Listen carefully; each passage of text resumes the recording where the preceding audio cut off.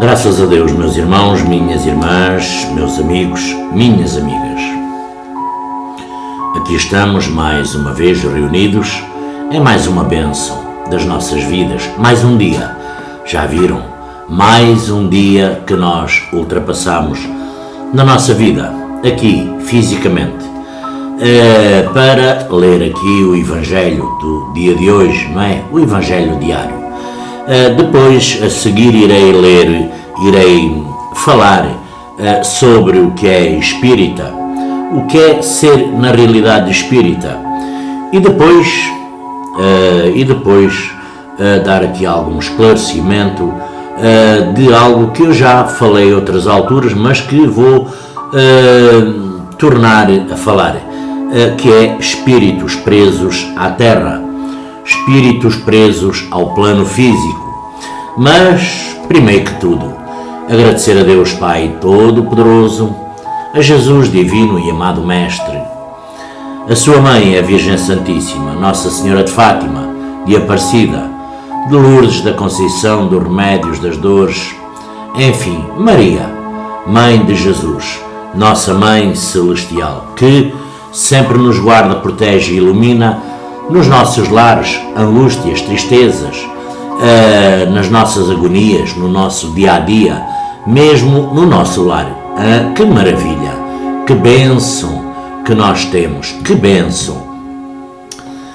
E também, claro, o nosso anjo da guarda, mentor espiritual, guia espiritual, porque todos nós temos um, independentemente da nossa espiritualização, da nossa mediunidade, não é? É, com certeza, porque isto é uma faculdade de todos, de todos. Deus, quando dá, deu para todos. Claro que a uns se aflora de uma maneira, a outros de outra. Uns terão obrigatoriamente, no meu caso, não é?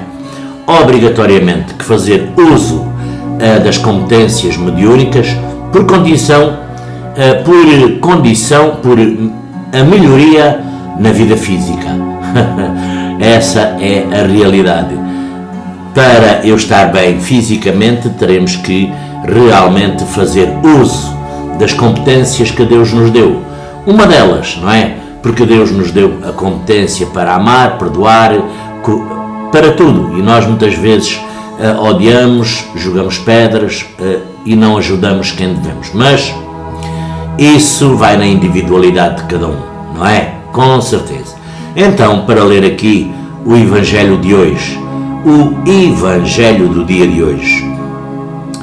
E o santo de hoje é São Policarpo. É o santo do dia de hoje. Então, o que diz no Evangelho é o seguinte: João disse a Jesus: Mestre, vimos um homem que não anda conosco a expulsar os demónios em teu nome e nós lhe proibimos, porque não nos segue. Jesus, porém, respondeu: Não lhe proibais, porque não há ninguém que faça um milagre em meu nome e que possa de logo dizer mal de mim, porque quem não é contra nós está conosco. Pois é, nós todos os dias apanhamos isto, não é? Na nossa vida, vós desse lado, pessoas, não é? Enfim, ou é contra vós ou é a favor de vós. É isso que nós procuramos, muitas vezes a solução. Então, Senhor, o que é que nós poderemos pedir a Jesus, Divino e Amado Mestre? Senhor, no meu dia-a-dia vejo tantas pessoas indiferentes de mim, muitas delas pensam de outra maneira, têm características pessoais que são difíceis de aceitar e compreender. No entanto, são teus filhos e o teu amor é igual ao que sentes por mim. Pai, dá-me a graça de saber olhar para os meus irmãos da mesma forma. Obrigado por me mostrares todos os dias que não sou o centro do mundo e que a minha vida, inclusivamente, está nas tuas mãos.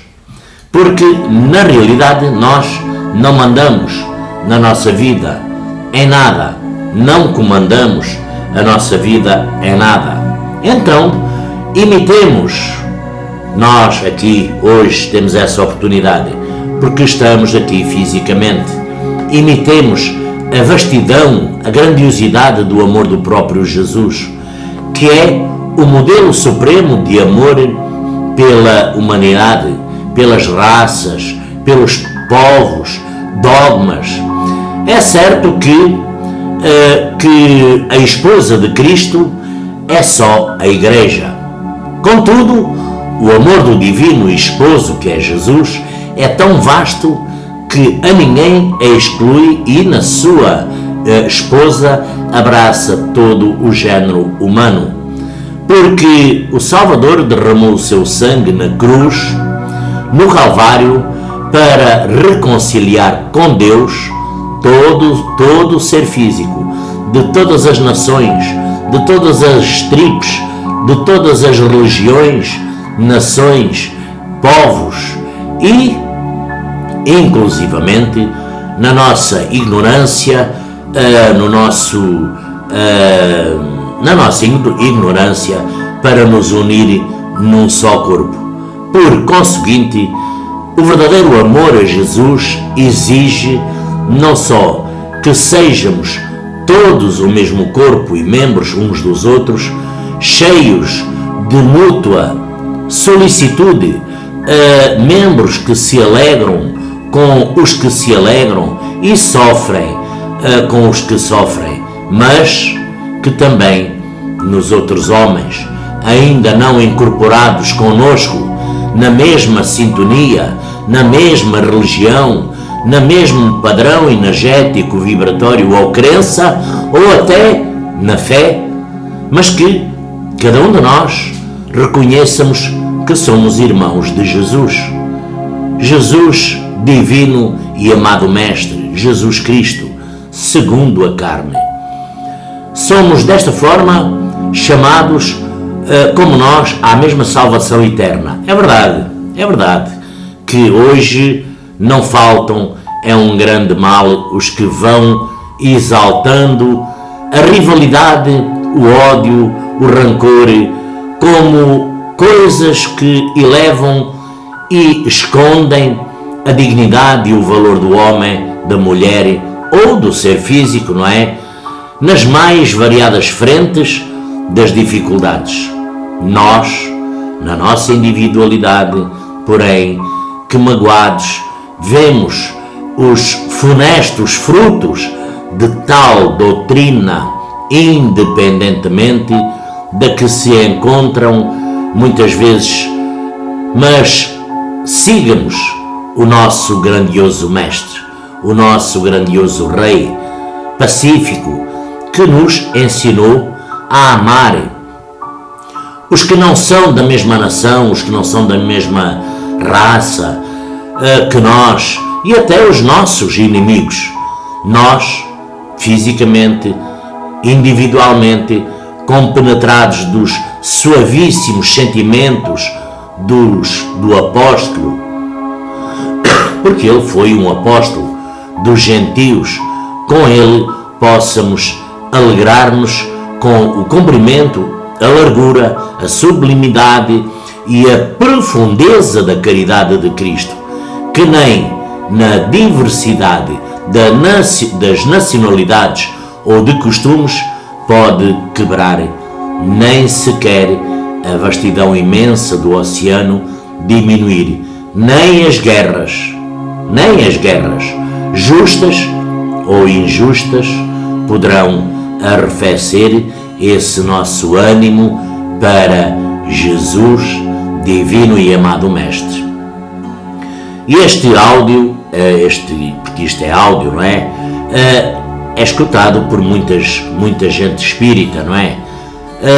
Já me têm perguntado, afinal, o que é ser espírita, não é? Pois é, ser espírita, meus amigos, minhas amigas, é, em primeiro lugar, praticar os ensinamentos de Jesus, divino e amado Mestre, e não apenas acreditar nele, porque o espírita deve seguir principalmente e os ensinamentos de Jesus, que diz o seguinte: amar a Deus sobre todas as coisas e amar o próximo como a ti mesmo.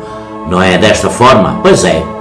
O espírita deve ter como objetivo amar a Deus e amar ao seu próximo, que é isso que nós não vemos no nosso dia a dia, nas doutrinas, nos relacionamentos. É isso que nós não vemos, independentemente do que lhe ocorra. Ser espírita, meu amigo, minha amiga, não é apenas acreditar. Não é apenas acreditar em espíritos, acreditar em mediunidade, acreditar em outras coisas, acreditar em fenómenos muitas vezes inexplicados. Ser espírita, meu irmão, minha irmã, meu amigo, minha amiga, é principalmente acreditar em Deus, porque nada, mas nada mesmo acontece sem a permissão de Deus, na essência da nossa vida, no espírito eterno e imortal que somos, e procurar expressar tudo isso na nossa vida, esta vida que é muito importante. E claro, e na prática, ser espírita é procurar ser melhor a cada dia, é fazer o bem sem olhar a quem, é dar sem esperar receber nada em troca, é entender o outro e se colocar no seu lugar de sofrimento, lugar de angústia, de tristeza, de agonia, de desespero, muitas vezes de rebaixamento, tristeza, porque a vida às vezes nos trai a todos nós. Então, logo, ser espírita é aceitar as nossas imperfeições, aceitar os nossos defeitos, aceitar as nossas limitações físicas, aceitar que nós ainda temos muito o que aprender, porque na realidade ser espírita é, tal como disse Jesus, sempre como comparação, se fazer inocente como as crianças, é aceitar nós todos individualmente que não sabemos tudo ou nada e que não somos donos da verdade e que não somos melhores do que ninguém, porque na realidade ser espírita é entender que a nossa religião não é melhor do que qualquer outra, mas sim que qualquer religião é boa desde que faça a pessoa melhor. Não importa a religião que a pessoa segue, importa apenas ela saber aproveitar os ensinamentos religiosos para evoluir e desta forma se elevar, porque ser espírita é não tentar convencer os outros a serem espíritas ou aceitarem inclusivamente os seus princípios, mas sim respeitar a fé de cada um e o grau de consciência, de conhecimento que a pessoa se encontra, porque o verdadeiro espírita ou espiritualista não cultiva dogmas ou verdades prontas muitas vezes, mas mantemos a nossa mente e o nosso coração abertos, além de não idolatrarmos ou cultuar a personalidade de ninguém, porque ser espírita é não ficar segregando os outros, não ficar dividindo o movimento entre espíritas ortodoxos e espíritas liberais, não ficar, de certa forma, impondo a sua própria visão do que seja o espiritismo, porque o espírita fica tentando impor o que é e o que não é o espiritismo, é porque na realidade ainda não entendeu a verdadeira essência da doutrina, da doutrina é admitir que o espiritismo pode ser entendido e vivenciado de diversas formas, de muitas formas, respeitando inclusivamente a individualidade de cada um, sem imposições, sem críticas, sem julgamentos, sem opressões, sem egos, sem vaidades, sem censuras e sem proibições de nenhum tipo, porque ser espírita é não julgar, é não rotular o outro, não tentar encaixar o outro em padrões pessoais de certo e de errado. É deixar que o outro, homem, mulher, na sua individualidade, ser como quiser, porque o verdadeiro espírita não condena antes da hora e não fala sem conhecer e não poderá com certeza mentir, não dissimular, não manipular, nem tentar muito menos controlar o outro, que é o que se vê hoje muito, não controlar o outro de acordo com a sua vontade. Meu amigo, minha amiga, ser espírita é ter a humildade suficiente é ter humildade, é cultivar a compreensão com todos, é responder com amor, mesmo àqueles que nos fazem mal, é respeitar cada ser da criação, por menos que seja, é ser, por menor que seja, é ser compassivo com todos, pacífico em cada ato, puro. É uma coisa que nós temos que ser, é puros de coração e sinceros nas nossas ações, porque a condição de ser espírita é um despertar à nossa mediunidade, é ser livre, totalmente livre de qualquer prisão mental, emocional ou espiritual, porque senão depois nos tornamos espíritos presos ao plano terrestre, não é? Já me têm perguntado, pode uma alma ou espírito, após a sua morte, permanecer presa à Terra? Claro que a resposta será afirmativa. Sim, claro que pode. Pode. E isso acontece muitas vezes. As almas presas à Terra, os espíritos à Terra, porque são pessoas que, após a morte, após a transição do físico para o etérico, da matéria para o espiritual, não conseguiram desligar-se dos seus corpos físicos e da vida que levavam. Elas permanecem envolvidos pelo magnetismo terrestre, presos ao nível da crosta planetária e não conseguem se desprender do apego à existência, à caminhada que inclusivamente já se encerrou. Geralmente, eles acreditam ainda estar vivos e não entendem porque, afinal, as pessoas não falam mais com eles, porque essas almas possuem um acesso bem fácil aos encarnados. É a tal história do telefone, não é? É a tal história do telefone. Está sempre tocando. Pois é um acesso bem fácil aos encarnados.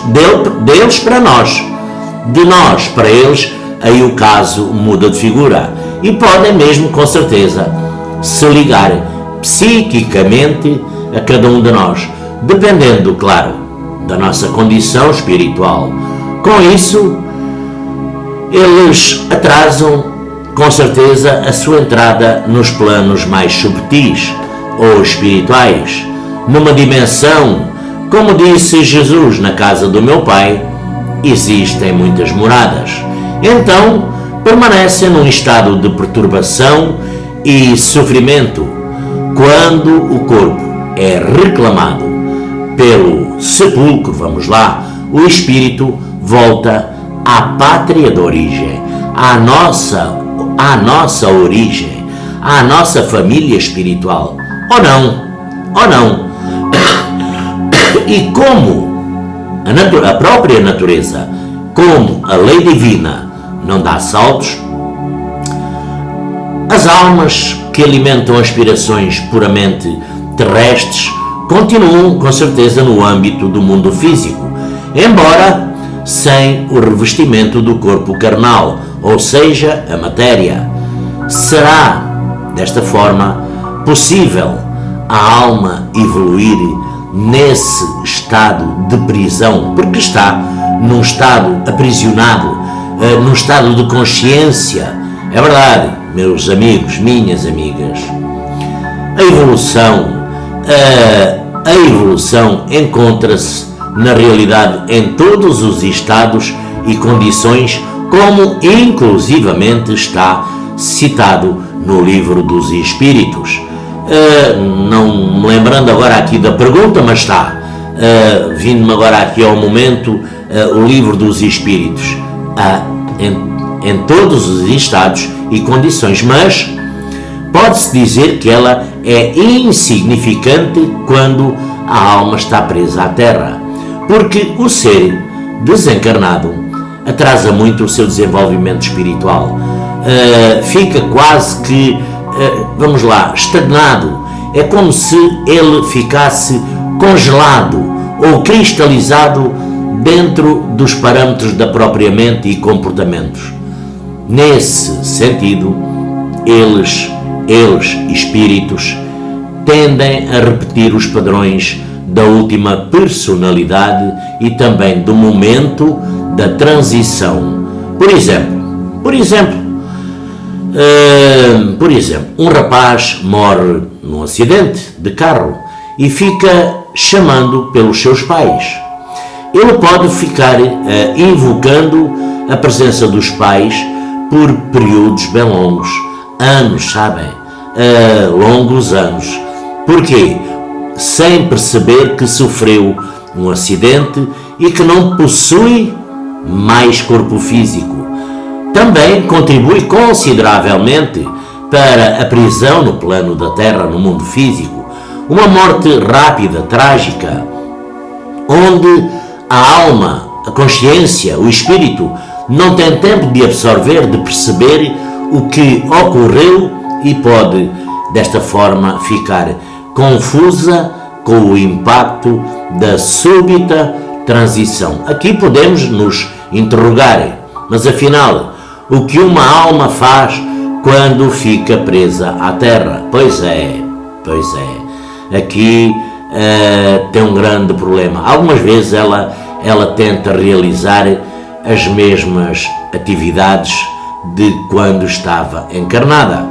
Outras vezes fica próxima de parentes, de amigos, familiares, tentando um contato. Em outras situações, como eu inclusive já disse anteriormente, ela fica repetindo os mesmos padrões de ação e comportamentos da sua última existência. Em casos não tão raros, ela fica perambulando por locais que lhe foram familiares em vida ou peregrinando por locais desconhecidos.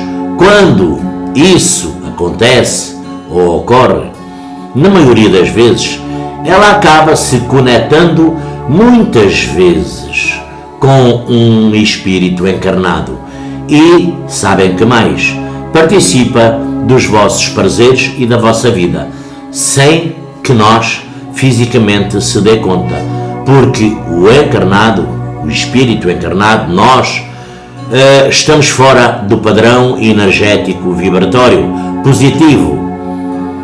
Então, vivemos num momento de agonia, de desespero, de angústia, de ódio, de raiva, de julgamento. Então, esse mesmo espírito pode guiar os nossos pensamentos, desejos e até as principais escolhas da nossa vida.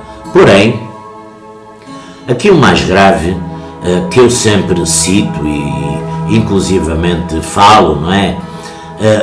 Que eu acho que é o mais grave, é a vampirização de energias vitais que se processam nessa conexão.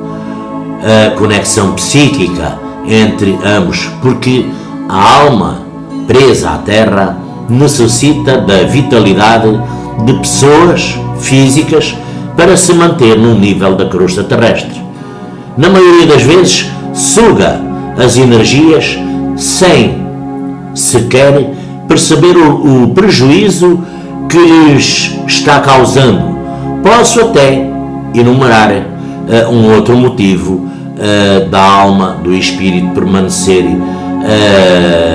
preso à Terra. Geralmente, o ceticismo extremo ou mesmo o dogmatismo religioso podem ser muitas vezes a causa do aprisionamento. Os céticos, eles conservam ao longo da vida arraigadas concepções sobre a inexistência da vida após a morte e, ao se deparar com uma realidade que eles negaram ao longo da sua existência corpórea, eles se recusam a ver a sua nova condição, porque não acreditam que possam estar mortos e ainda assim vivendo, porque a existência humana, enfim. Já os céticos da vida após a morte também podem experimentar duas condições gerais. A primeira é um estado de perturbação pós-morte, que é nada mais, nada menos do que uma firme negação da sua nova condição, o que gera confusão e até desespero. Por outro lado, os céticos podem unir-se a outros céticos por afinidade, não é? Numa experiência coletiva ou afinidade, e podem acreditar que foram transladados para outro mundo. Pois é, um local estranho que eles não sabem como chegaram ali, mas creem ainda estar vivos. O mesmo ocorre com os fanáticos religiosos. A ortodoxia, o sectarismo e muitas vezes o dogmatismo, não é? São grandes entraves à visão da realidade após-morte. O religioso fundamentalista crê firmemente que, caso estivesse mesmo morto, deveria estar agora no céu, no reino de Deus, que sempre almejou em sua passagem pela terra, não é? Esquecendo o que o Divino Mestre Jesus disse. A nossa sementeira, não é? Pois é, a nossa sementeira. Ele acreditava, inclusivamente, na sua salvação e não pode admitir que, após a morte, ele não fosse recebido pelo grande ícone do seu culto, que é Jesus, que é Deus, que é Maria. Essa prisão é facto muito corrente, sabem, para um número significativo de religiosos fanáticos, aprisionados em suas próprias concepções cristalizadas. Por outro lado, ele pode encontrar-se frente a frente com as suas próprias convicções religiosas, que nada mais são do que as suas próprias criações mentais produzidas quando encarnados. Pois é, ele pode, inclusivamente, envolver-se nessa ilusão das suas formas de pensamento e viver de acordo com elas, mesmo após. Porém, isso possui algo providencial, pois a vida após a morte seria algo doloroso demais se os espíritos se não pudessem, de certa forma, adaptar as suas crenças ao novo ambiente e viver em conformidade com eles, porque nós continuamos tendo, na realidade, o nosso livre-arbítrio, caso ainda não estejam prontos para uma comunhão com estados mais subtis, mais reais. E ainda, com certeza, há outros motivos para a fixação no nível da crosta terrestre, não é? Claro que há. Esses motivos variam conforme a individualidade de cada espírito ou alma, mas existem motivos, alguns motivos gerais a se considerar. Por exemplo, não cumpriram o seu roteiro kármico, ou seja, a nossa proposta reencarnatória, o tal projeto que nós fizemos. Suicidaram-se e deixaram assuntos inacabados, possuíam extremo apego à terra e aos desejos materiais, viciaram-se em álcool, fumo, comida, sexo, lazer, prazeres diversos. Tinham medo, inclusivamente, de morrer e após o desencarne continuaram negando a morte. Dificuldade de aceitarem que passaram pela transição e que não têm mais corpo físico. A morte súbita. Os espíritos não tiveram tempo de perceber que morreram.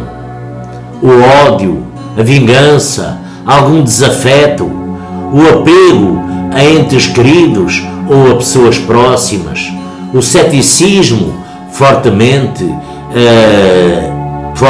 imposto em nós, morte após deficiências mentais ou transtornos psíquicos graves.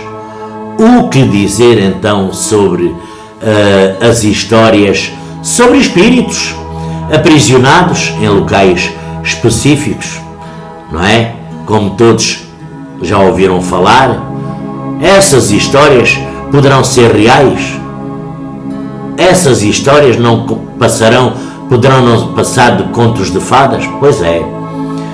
Alguns espíritos, meus amigos, minhas amigas, podem realmente fixar-se em lugares em que eram muito afeiçoados durante a sua vida. Muitos ficam presos à sua própria residência, outros aos lugares onde ocorreu a sua transição, outros ainda se unem a outros espíritos que escolhem um local propício à sua permanência. Esse é o fundamento das chamadas casas mal assombradas, não é? Que reúnem grande número de espíritos perdidos e presos em locais específicos. Ocorre com certa frequência uma ligação psíquica entre a alma recém-desencarnada e a pessoa e as pessoas que muitas vezes compraram até essa casa ou esse imóvel, não é?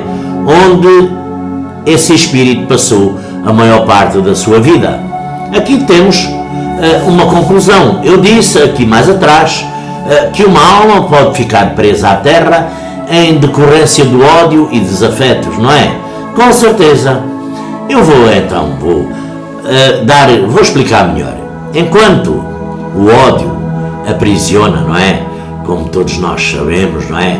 O amor liberta. Por exemplo, no Novo Testamento está escrito: nós sabemos que passamos da morte para a vida porque amamos os irmãos, e afinal, quem não ama a seu irmão permanece na morte. Isto está em João. Isso significa que Aqueles que não amam permanecem na realidade presos no ódio e aprisionados no nível terrestre após a transição do físico para o espiritual. Não é possível neutralizar o ódio com o esquecimento em épocas futuras, porque esse ódio regressará com certeza numa outra roupagem, numa outra forma de manifestação, porque o ódio só pode ser dissipado com o amor e o perdão, porque o amor vem da consciência de que todos nós estamos interligados e que somos na realidade a mesma família universal e estamos numa mesma missão cósmica, individual. É verdade, individual, cada um transportando o seu karma, a sua jornada, mas somos uma família universal e estamos numa missão cósmica. Todos somos almas, espíritos ainda inferiores, dependentes, ignorantes, limitados. Compreender isto é uma forma de libertação de todo o ódio. Então devemos também, meus amigos, minhas amigas, compreender que ninguém pode nos tirar nada, nem destruir, porque qualquer dos nossos bens sem a nossa participação. Nosso corpo pode ser queimado, torturado, destroçado e morto, mas a nossa alma é imortal, só será tocada se assim nós o permitirmos. Esse, inclusivamente, foi o caso de Jesus, divino e amado Mestre. Enquanto o corpo físico e a personalidade humana de Jesus estavam sofrendo dores lacinantes na cruz, a sua alma e o seu espírito imortal estava completamente ausente e invulnerável à mortificação da sua carne.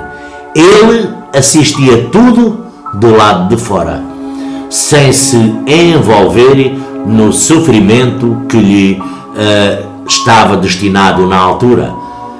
As maiores maldades podem ser realizadas conosco, mas uma alma de luz, um espírito de luz, um ser mais evoluído não pode ser atingido, porque ele sabe que não é matéria, não é esse ego, não é essa personalidade, ele é algo infinitamente maior e que não pode jamais ser destruído. Jesus, divino e amado Mestre, não é destruído. O espírito, o nosso espírito, ele é indestrutível, é eterno e vive para sempre, e não é de maneira nenhuma subjugado pelo caráter transitório da matéria e do mundo da manifestação. As almas que carregam o ódio dentro de si invariavelmente se prendem nos liames da matéria e podem permanecer longos períodos, anos, esperando para consumar a sua vingança. Mas esse espírito, ele desconhece que estará tão presa e ficará tão mal quanto aquele que deseja prejudicar. Aqui vamos falar, meus amigos, minhas amigas, dos nossos mentores ou espíritos de luz, não é? Porque as almas de luz não poderiam, afinal, resgatá-las se assim desejassem. Pois é. Onde é que está o nosso livre-arbítrio? Onde é que está? Onde é que estaria o nosso livre-arbítrio? Eu, mais acima, já disse que uma alma pode fixar-se em seus pensamentos, imagens mentais e padrões após a morte. Pois bem, quando ela fica nesse estado, a comunicação com o que está à sua volta é toda perdida. ela está tão envolvida por uma auto-hipnose tão cristalizada dentro das suas repetições, quase como o suicida está de tal forma mergulhada em suas tendências, criando na sua tela mental ilusões atrás de ilusões, que seu pensamento e sua percepção ficam girando em torno de si mesmo. Dessa forma, o espírito se fecha em seu mundo psíquico e não entra em contato e nem vê o que está ao seu redor. Quando é este o caso, as almas, os espíritos de luz, se querem, conseguem chegar até ele. Muitas vezes esse resgate, caso ocorresse, seria com certeza uma violação do seu livre-arbítrio, porque se o espírito ainda deseja estar naquele nível vibracional, uma alma mais evoluída não poderia contrariar com certeza a sua própria vontade, mesmo que ela esteja seguindo um caminho que lhe seja prejudicial. O mesmo ocorre na Terra. Quando uma alma não fica presa à Terra, qual será afinal o seu destino? O grau de densidade do seu corpo etérico diminui conforme ela vai se desvinculando da sua existência física. Os resíduos de materialidade do seu antigo corpo físico vão se dissolvendo e ela aceita uma nova condição vibratória. Ela deixa para trás a sua última vida, sem apegos, assimilando as lições que necessita, revendo os seus erros e compreendendo o que precisa fazer para melhorar-se conforme o tempo vai passando. Os seus níveis de maior densidade e materialidade vão sendo dissipados. Ele vai descartando os envoltórios menos pesados e adquirindo outros mais subtis. Muitas tendências grosseiras vão sendo depostas na matéria primordial do seu nível, e isso a permite ascender a planos mais subtis. Será correta a visão de algumas correntes esotéricas de que após a morte a alma vai ascendendo do corpo físico ao corpo etérico e do etérico ao astral e do astral ao corpo mental? Com certeza que sim. É uma boa concepção, já que existem padrões de vibração diferentes para cada corpo, e nisso estão representados os corpos etéricos, astral e mental. Porém, meus amigos, minhas amigas, para efeito de melhor compreensão e simplificação, a ideia geral é esta: a alma vai sutilizando-se cada vez mais, desprendendo-se da matéria e dos resíduos de energia mais densos. Os seus veículos mais próximos, que é os espíritos, não é? Mais próximos ao nível da matéria, vão sendo descartados para que se torne possível a expressão de veículos mais subtis. Desta forma, tendo em vista estas considerações, podemos concluir que os contos e histórias sobre obsessões, possessões são reais e não pura fantasia, não é? Pois é.